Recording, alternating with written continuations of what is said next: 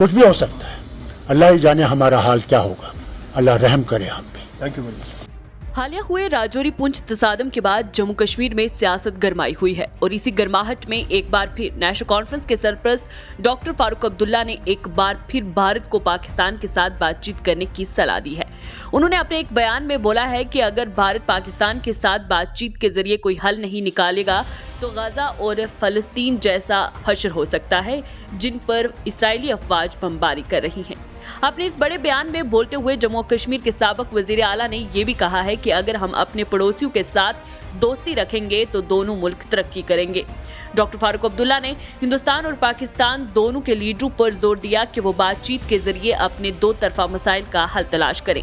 अटल बिहारी वाजपेयी का हवाला देते हुए उन्होंने कहा कि अटल बिहारी वाजपेयी ने कहा था कि हम अपने दोस्त बदल सकते हैं लेकिन अपने पड़ोसी को नहीं। अगर हम अपने पड़ोसियों के साथ दोस्ती रखेंगे तो दोनों तरक्की करेंगे। डॉक्टर फारूक अब्दुल्ला ने मजीद बोलते हुए कहा कि नवाज शरीफ वजीर आजम पाकिस्तान बनने वाले हैं और वो कह रहे हैं कि हम भारत से बात करने को तैयार हैं, लेकिन क्या वजह है कि हम बात करने को तैयार नहीं। अगर हमने बातचीत के जरिए कोई हल नहीं निकाला तो हम गजा और फलस्तीन जैसा ही हश्र करेंगे जिस पर इसराइल बमबारी कर रहा है। ख्याल रहे फारूक अब्दुल्ला का बयान हालिया वाक़ात के ड्रॉप के खिलाफ आया है जिसमें पुंछ में घात लगाकर हमले में हिंदुस्तानी फौज के 5 फौजी मारे गए हैं और वहीं बारामूला की एक मस्जिद के अंदर एक रिटायर्ड पुलिस अफसर को गोली मारकर हलाक कर दिया था और पुंछ राजौरी में 3 शहरियों को फौजियों ने पूछगछ के लिए हिरासत में लेने के बाद मुर्दा हालत में पाए जाने के बाद ये बयान उनका सामने आया है। इसके बाद ही बीजेपी की सीनियर लीडर हिना शफी भट्ट ने एनसी लीडर यानी कि डॉक्टर फारूक अब्दुल्ला पर जवाबी हमला करते हुए कहा कि ये अफसोसनाक है कि जम्मू और कश्मीर के एक सीनियर लीडर अब भी पाकिस्तान के साथ बातचीत की बात कर रहे हैं। उन्होंने बयानिया हमला करते हुए कहा है कि डॉक्टर फारूक साहब को अब सीखना चाहिए कि यह हुकूमत पाकिस्तान के सामने झुकने वाली नहीं है, क्योंकि भारतीय जनता पार्टी ने कोशिश की लेकिन बार बार पाकिस्तान ने उनकी पीठ में छुरा घोंपा है।